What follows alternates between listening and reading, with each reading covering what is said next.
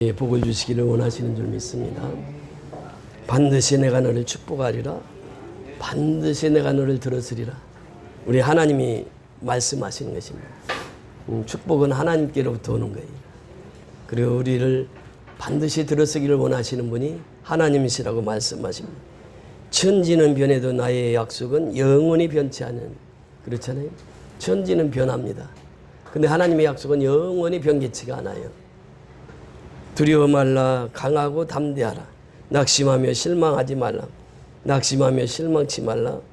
내 소원 이루는 날 속히 오리니 내게 영광 돌리리. 내 소원 이루는 날 속히 오리니 내게 영광 돌리리. 반드시 하나님 축복해 주시고 또 그 축복으로 인해서 우리를 들어 쓰신다고 하는 것입니다. 반드시 내가 너를 축복하리라. 반드시 내가 너를 들었으리라. 세상의 소망이 사라졌어도 온전히 나를 믿으라. 이 세상에는 소망이 사라진다고 하는 거예요. 그러나 온전히 하나님을 믿으라. 그래야만 그 속에서 소망을 알고 살아갈 수 있다고 하는 것입니다. 그 속에서 복을 받고 살아갈 수 있다고 하는 것이죠. 인내하며 부르짖으라. 인내하며 부르짖으라. 영광의 그날이 속히 오리니 내게 찬양하여라. 우리가 하나님 앞에 부르짖으면 하나님께서는 우리의 기도를 반드시 들어 응답해 주시는 줄 믿습니다. 그래서 오늘 제 둘째 주일인데 복에 대해서 말씀을 같이 나누고자 합니다. 우리가 이 찬송가를 보면 28장 복의 근원 강림하사, 이 찬송을 참 많이 부릅니다. 저희 장모님도 이 찬송을 좋아하셔서 이번 주에 추도식이 있어서 예배를 인도하면서 그 찬송을 불렀습니다. 그리고 명절 때나 이 가족들이 모이면 제일 많이 부르는 찬송이 28장이죠. 그 찬송 가사를 보면은 복의 근원 강림하사 찬송하게 하소서. 복의 근원이 강림하게 되면 찬송하게 돼 있다라고 하는 것이죠. 한량 없이 자비하심 측량할 길 없도다. 하나님의 자비하심은 측량할 길이 없어요. 우리 인간은 인간의 삶을 제한할 수 있지만 하나님은 그 하나님의 자비는, 하나님의 사랑은 측량할 길이 없다, 이렇게 말씀하시고 있습니다. 천사들의 찬송가를 내게 가르치소서. 구속하신 그 사랑을 항상 찬송합니다. 그러니까 우리가 구원받은 그 기쁨이 최고의 기쁨이고 구원받은 복이 최고의 복이라고 하는 것이죠. 그래서 항상 찬송합니다. 주의 크신 도움받아 이때까지 왔으니 주의 크신 도움받아. 여기 말씀해 보면요, 이스라엘 백성들이 하나님의 복을 주시기 위해서 미스바 성회를 개최를 합니다. 그때 하나님께서 사무엘상 7장에 보면은 그렇게 말씀하십니다. 너희는 모든 신을 다 벗어버려라. 7장 3절에 보면 그렇게 말씀하십니다. 사무엘이 이스라엘 온 족속에게 말하여 이르되 만일 너희가 전심으로 하나님께 여호와께 돌아오려거든 이방 신들과 아스다롯을 너희 중에 제거하고 너희 마음을 여호와께로 향하여 그만을 섬기라. 그리하면 너희를 블레셋 사람의 손에서 건져내시리라. 블레셋은 막강한 군대였습니다. 그 당시 철병권을 가지고 있는 나라였기 때문에 그들 손에서 건져내시는 것은 다른 게 아니라는 거예요. 너희가 섬기는 우상을 다 제거하라고 하는 거예요. 그러면서 말씀하시기를 이스라엘 자손이 바알들과 아스타롯을 제거하고 여호와만 섬기니라 그래요. 그래서 이제 미스바로 이들을 초대합니다. 그래서 이제 6절에 5절부터 보면은 사무엘이 이르되 온 이스라엘은 미스바로 모이라.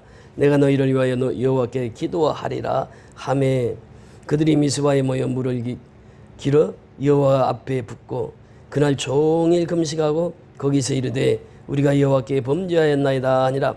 사무엘이 미스바에서 이스라엘 자손을 다스리니라. 그러니까 우리가 복을 받는 것은 이제 하나님 앞에 철저히 회개하는 것, 또 그 앞에 우상을 버리는 것, 이것이 복을 받는 지름길이다, 이렇게 말씀하십니다. 그래서 7절에 보니까 이스라엘 자손이 미스바에 모였을 때 모였다 함을 블레셋 사람들이 듣고 그들의 방백들이 이스라엘을 치러 올라온지라. 이스라엘 자손들이 듣고 블레셋 사람들을 두려워하여 이스라엘 자손이 사무엘에게 이르되 당신은 우리를 위하여 우리 하나님 여호와께 쉬지 말고 부르짖어 우리를 블레셋 사람의 손에서 구원하시게 하소서 하니 사무엘이 젖먹는 어린 양 하나를 가져다가 온전한 번제를 여호와께 드리고 이스라엘을 위하여 여호와께 부르짖음에 여호와께서 응답하셨더라. 사무엘이 번제를 드릴 때에 블레셋 사람이 이스라엘과 싸우려고 가까이 오매 그날에 여호와께서 블레셋 사람에게 큰 의뢰를 바라여 그들을 어지럽게 하시니 그들이 이스라엘 앞에 패한지라. 이스라엘 사람들이 미스바에서 나가서 블레셋 사람들을 추격하여 베델 아래에 이르기까지 쳤더라. 12절에 사무엘이 돌을 취하여 미스바와 센 사이에 세워 이르되 여호와께서 여기까지 우리를 도우셨다 하고 그 이름을 에베네셀이라. 그 이름을 에베네셀의 하나님. 그러니까 에베네셀의 하나님을 만나기 위해서는 첫째는 이방신들을 제거해야 되고 두 번째는 우리가 철저히 회개하고 금식하며 회개하는 것이고 세 번째는 여호와를 온전히 섬기는 것입니다. 그래서 사무엘이 젖먹는 어린 양 하나를 가져다가 온전한 번제를 드렸다. 온전한 예비를 드렸다. 그래서 새해에는 무엇보다도 온전한 예비를 드리는 우리 성도들이 되시기를 주의 이름으로 축원을 드립니다. 그 속에서 하나님의 역사가 일어나요. 그러니까 12절에 사무엘이 돌을 취하여 미스바와 센 사이에 세워 이르되 여호와께서 여기까지 우리를 도우셨다. 에베네셀의 하나님. 지금 우리가 돌이켜보면 여기까지 하나님이 인도하셨단 말이에요. 그러니까 찬송가 28장 2절에 주의 크신 도움받아 이때까지 왔으니 그렇잖아요. 지금 하나님의 도우심 없이는 여기까지 올 수 없었다는 거예요. 하나님이 여기까지 우리를 도우셨다고 하는 거예요. 이와 같이 천국에도 이르기를 바라네. 하나님의 품을 떠나 죄에 빠진 우리를 예수 구원하시려고 보혈을 흘려주셨네. 예수님의 피 흘리심, 그 보혈이 우리를 구원하시고 우리에게 가장 큰 복의 근원이 되었다라고 하는 것입니다. 주의 귀한 은혜 받고 일생 빚진 자 되네. 주의 은혜 사슬돼서 나를 주께 매소서. 우리 마음은 연약하여 범죄하기 쉬우니 하나님이 받으시고 천국인을 치소서. 이 찬송을 그렇게 많이 부릅니다. 복하면은 시편의 1편을 우리가 떠오르게 되는 것이죠. 이 시편은 150편으로 되어 있는데 150편 중에서도 가장 중요한 장이 몇 장이냐? 1장. 시편 1편. 1편이 가장 중요하다고 하는 것이에요. 그래서 시편 1편에 보면 복 있는 사람에 대해서 구체적으로 설명을 하고 있습니다. 복 있는 사람은 그러죠. 시편 1편에 보면 이렇게 성경은 말하고 있습니다. 복 있는 사람은 악인들의 꾀를 따르지 아니하며 죄인들의 길에 서지 아니하며 오만한 자들의 자리에 앉지 아니하고, 소극적인 면이죠. 복 있는 사람은 악인들의 꾀를 쫓지 아니한다. 또 죄인들의 길에 서지 않는다. 오만한 자리에 앉지 않는다. 이건 소극적인 의미입니다.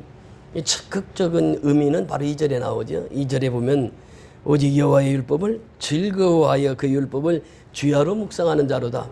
이 새해에는 무엇보다도 이것이 참 중요합니다.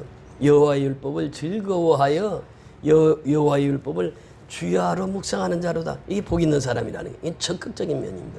이 새해에는 무엇보다도 우리가 하나님의 말씀을 깊이 깨닫고 그리고 그 말씀을 즐겁게 듣고 생활할 때 하나님은 우리를 복 있는 자로 세움받게 하시는 줄 믿습니다.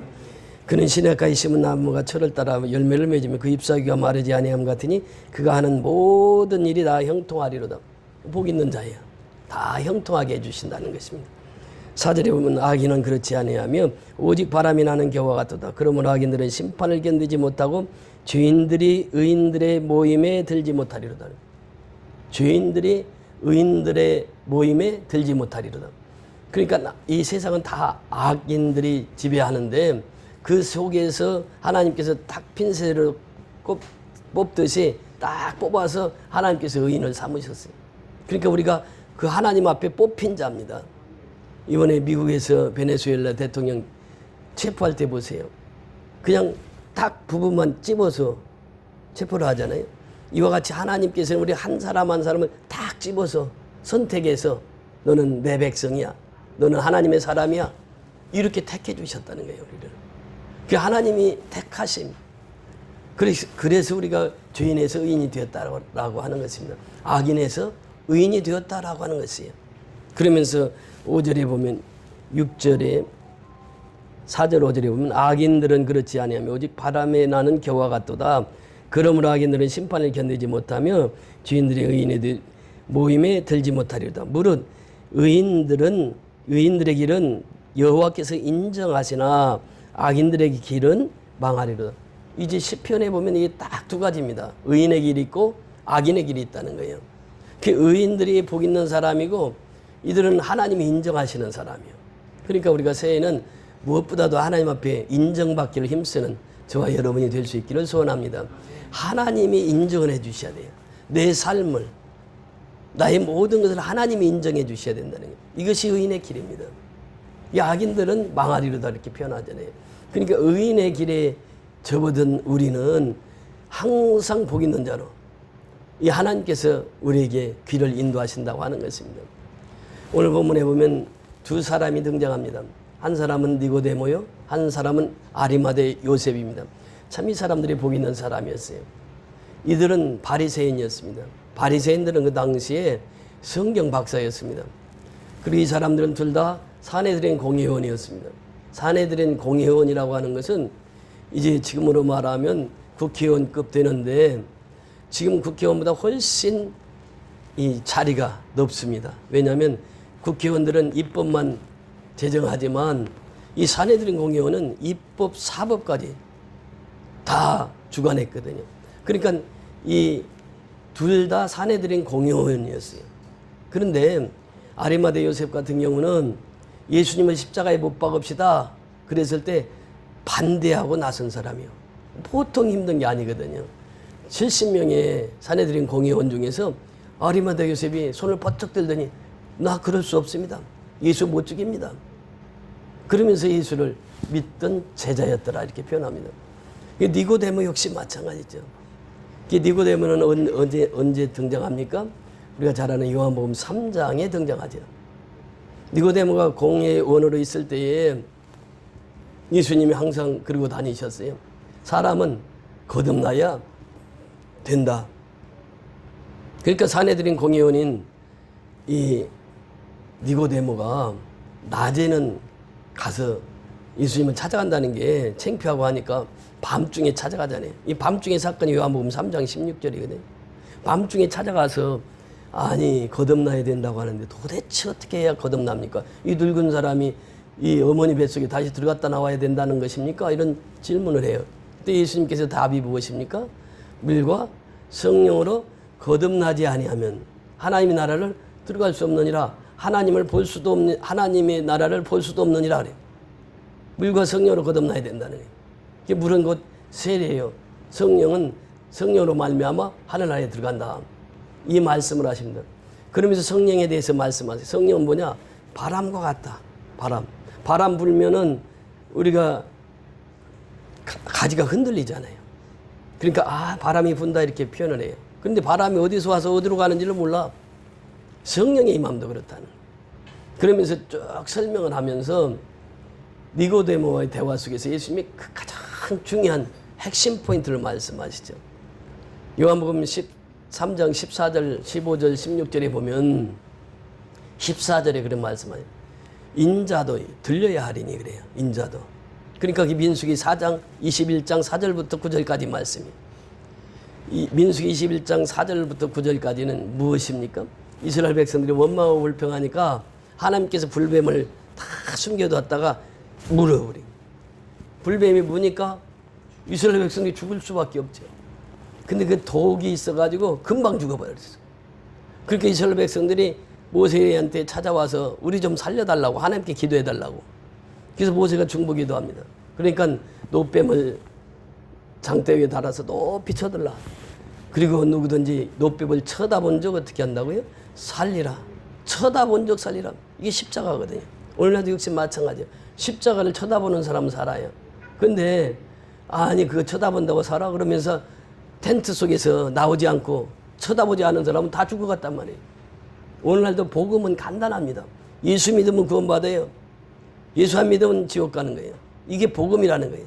그러면서 그 유명한 요한복음 3장 16절이 니고데모와 예수님의 대화 속에서 나온 말씀이에요. 하나님이 세상을 이처럼 사랑하사 독생자를 주셨으니 이는 저를 믿는 자마다 멸망치 않고 영생을 얻게 하려 하심이라.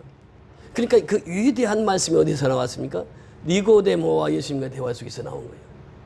그래서 그 뒤로도 쭉 보면 예수 믿어야 구원받는다, 예수 믿어야 영생을 얻는다, 그 말씀을 하시는 거예요.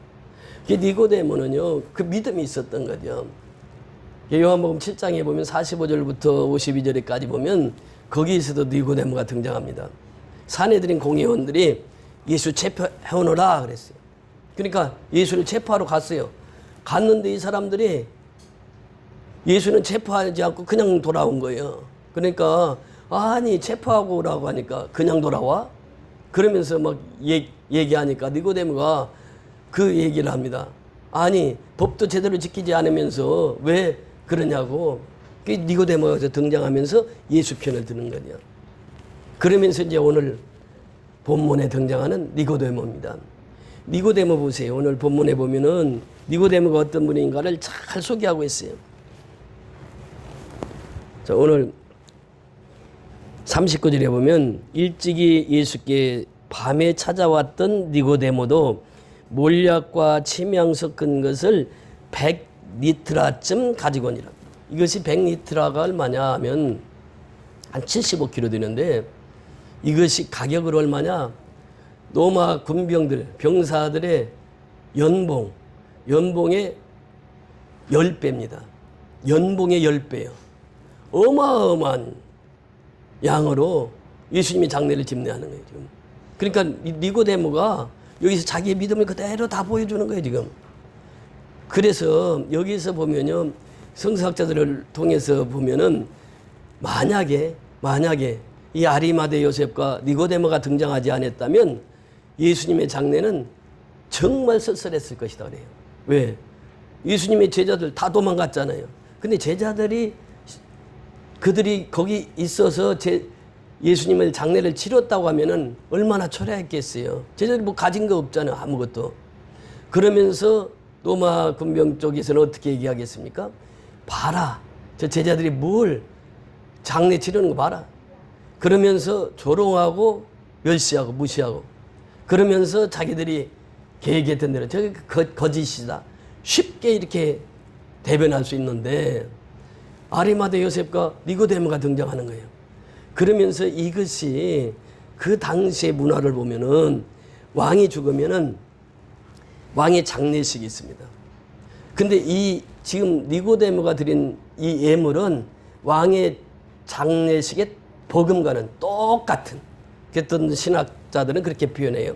왕의 장례식이다 그래요. 예수님이 왕의 장례식을 하는 거예요, 지금.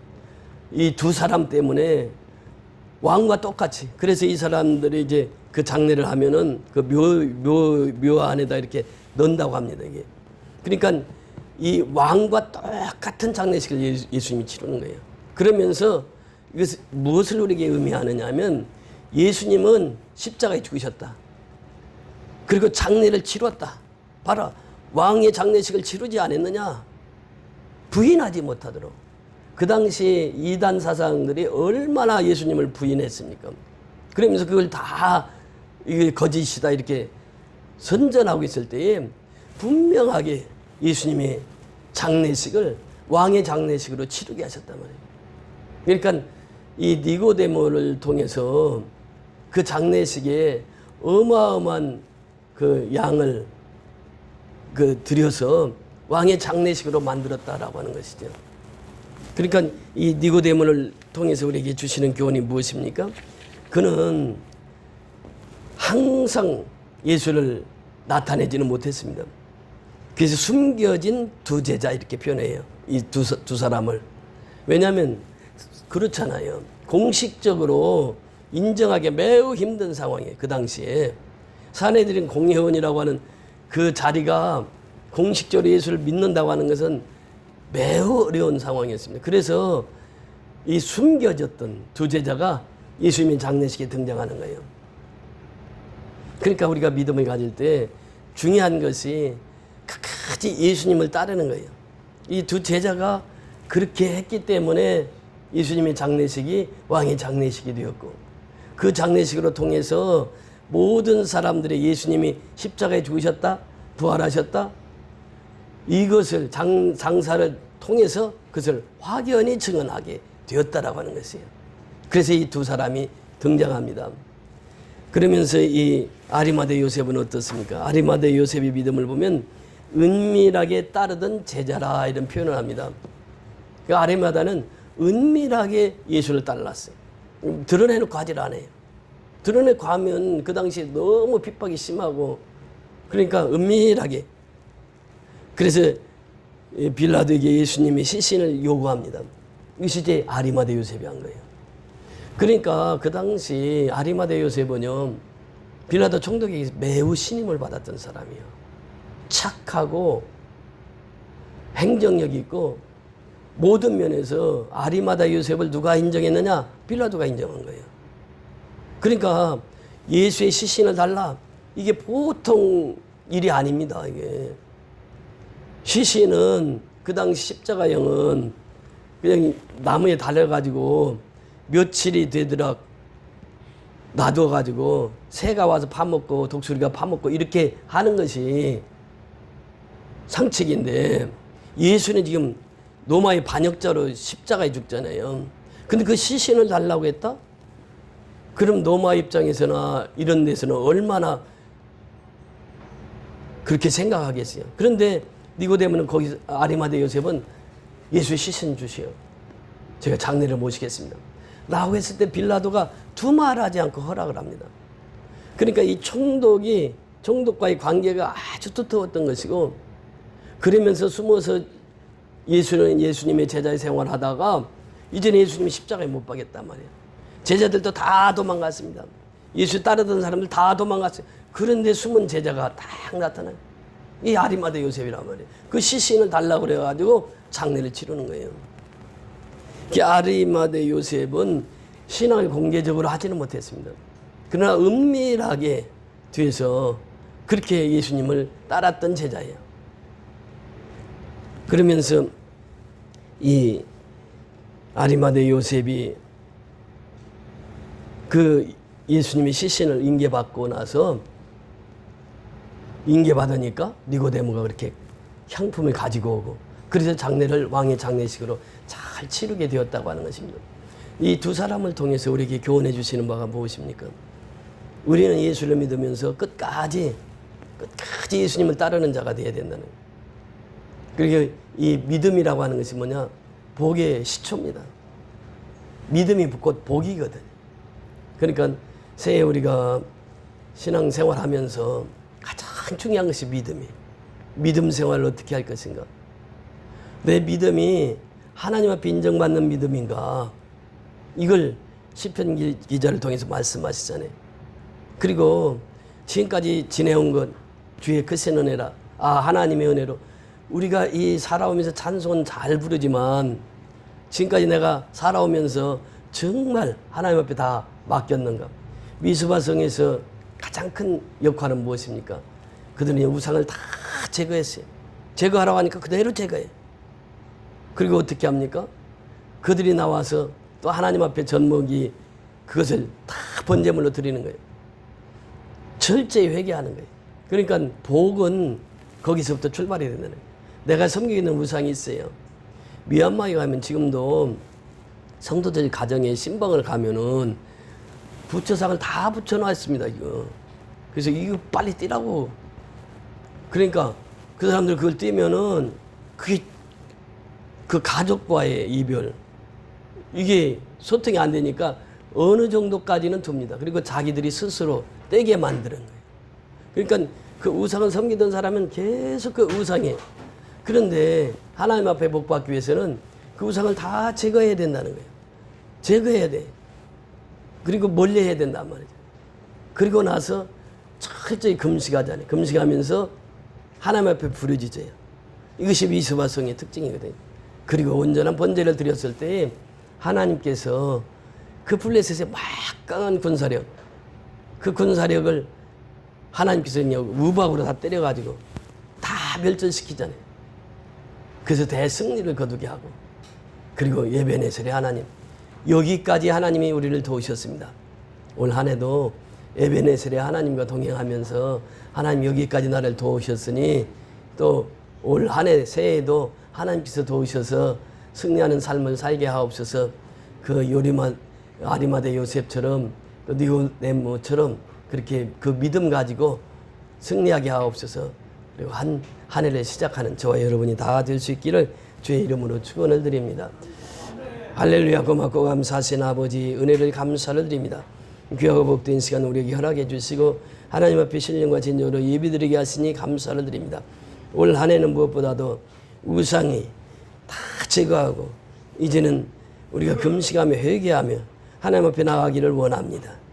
그리고 온전한 번제를 드림으로 말미암아 하나님 더 가까이 섬기는 자 되게 하시고, 그래서 의인의 반연일에 들어서 의인으로서 살아가는 복된 성도의 삶 되게 축복하여 주시옵소서. 오늘 한날의 삶을 주님께 의탁하옵고 거룩하신 우리 구주 예수 그리스도의 이름으로 감사하고 축복하며 기도드리옵나이다. 아멘.